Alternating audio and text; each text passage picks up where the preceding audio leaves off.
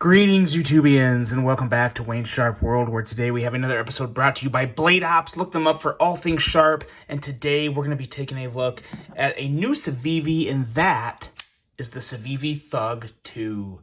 Now, before I go any further into this review, I'd like to thank you guys for tuning in today. If you like what you see, please do me a huge favor, hit that subscribe button, follow along, and I will continue to bring you the content. Now, let's take a look at some overall specs on this knife right here. We have an overall length of 6.48 inches, with the blade length coming in at 2.69 inches, and a blade width at 1.21 inches.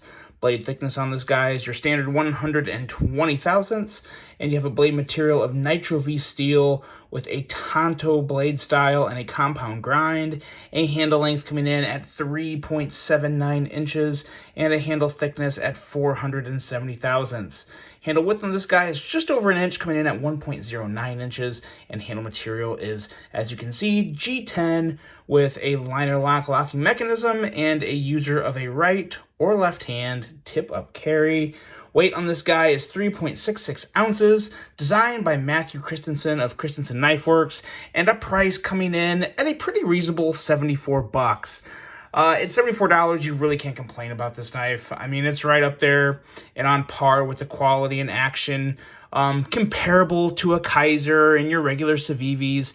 And as you guys know, Kaiser and Civivi, they're constantly duking back and forth for that best budget manufacturer title, especially in that $60 to $70-ish, maybe $80 range. They both offer some very strong options, and this is a really good example of that.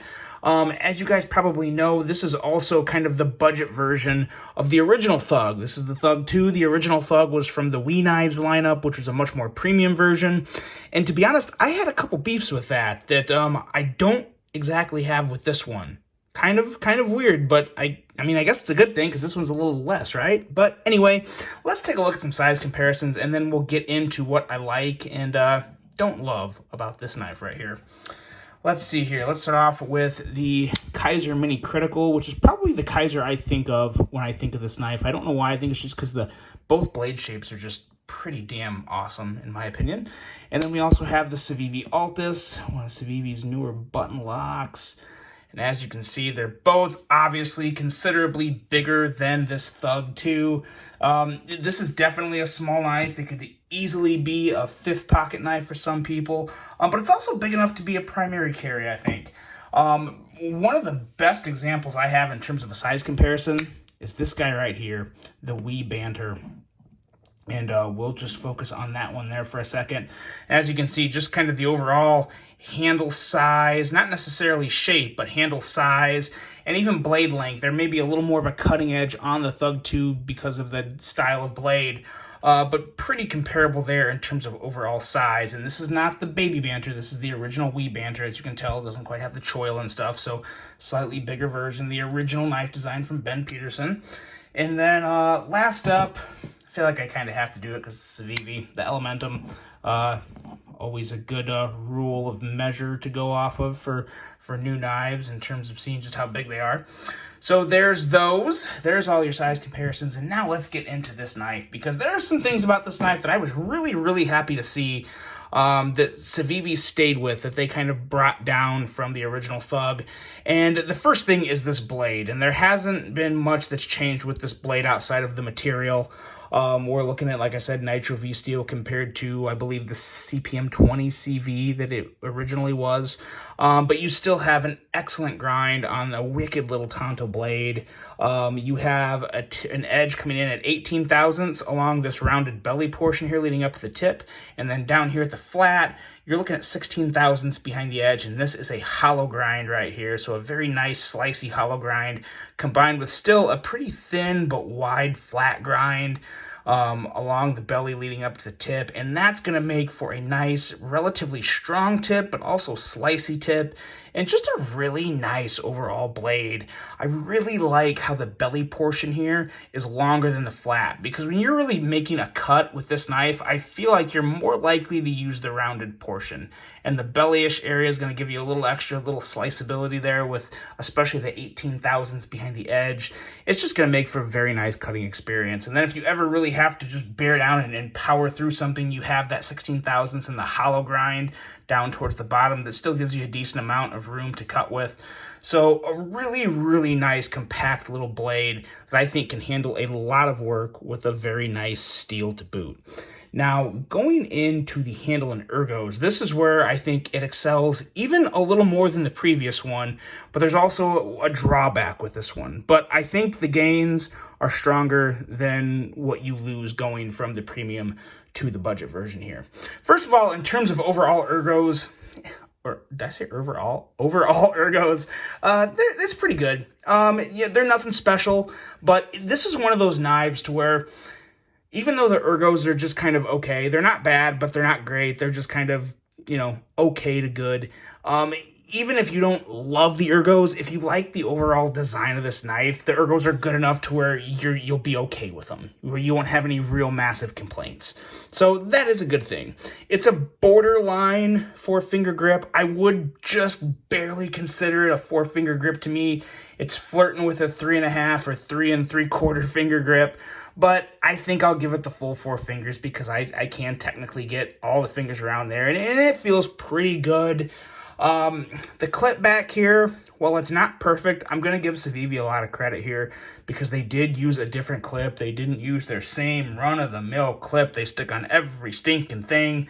I do like this one a lot better than their standard run-of-the-mill clip. And it does feel actually, so this clip here feels better in hand than the more special, I don't want to say custom, but more unique clip that was on the premium version of the original Thug.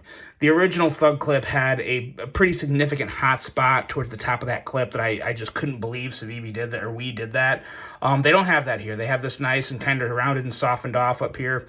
So even though you still feel the clip in hand, which I don't think there's any getting around that, it's not nearly as bad. By no means is it a hot spot, and I do like this clip overall.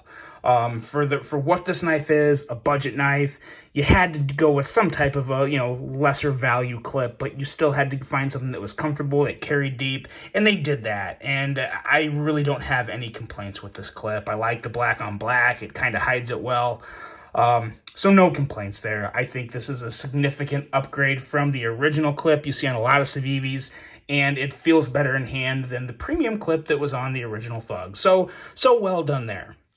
The one thing that I miss on this version of the Thug that I really did like on the original Thug is the lack of contouring on the handles. Now, at the same time, I totally understand. I'm not saying this should have contoured handles. I get at $74, you have to sacrifice something. And they did that. They put the regular G10 scales on there, and I'm okay with that. I do kind of miss the contouring, but I get it. I understand it. It's not the end of the world.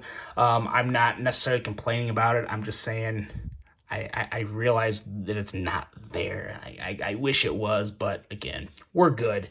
Other than that, it is a very solid build in terms of just overall stability. It's a wide little knife that has that nice backspacer. I mean, this is a stout little brute here, and it just has a wicked tanto blade that goes into the action. And when you get talking about the action here, it's very nice. It's pretty great in general. Very smooth, very easy to middle finger flick the blade, and to thumb flick it is very nice as well. So in terms of action, it's pretty much what I expected. I would have been really disappointed if it was anything less than this, to be honest. But, of course, that's I don't mean to sound negative. I feel like sometimes I critique Civivi too hard. It's because I always ram them about that pocket clip, and they took care of it here. But, no, I am really happy with this overall. I do honestly like this overall, comparing the quality, action, materials, price, and more comfortable feel in hand, comparing that to the original Thug that was like $200 and some. I definitely prefer this version more. I think it's an exceptional value. I think it's a great overall little build, and I think it's a knife that's going to sell very well. If you've been on the fence about it, I would definitely recommend it. Especially, there's not a lot of little tanto blades like this that have these vibes, that have this type of grind and slicey edge, and just overall, package of badassery, let's say. Really nice little offering from Civivi here, especially at 74 bucks. It's really hard to go wrong. I love that blacked out C. You know I was going to say something about that, but I really do like this murdered out version. I'm a big fan of that. I think the name of this knife just goes so well with it. And the murdered out version, this is probably my favorite version of the Thug too, but I also really do like just the regular non-coated version as well. But I think this is going to sell really well. It's one I would recommend. It's one that I hope you guys have been waiting for a review on, and I hope I didn't disappoint you with it, but let me know what you think about this one.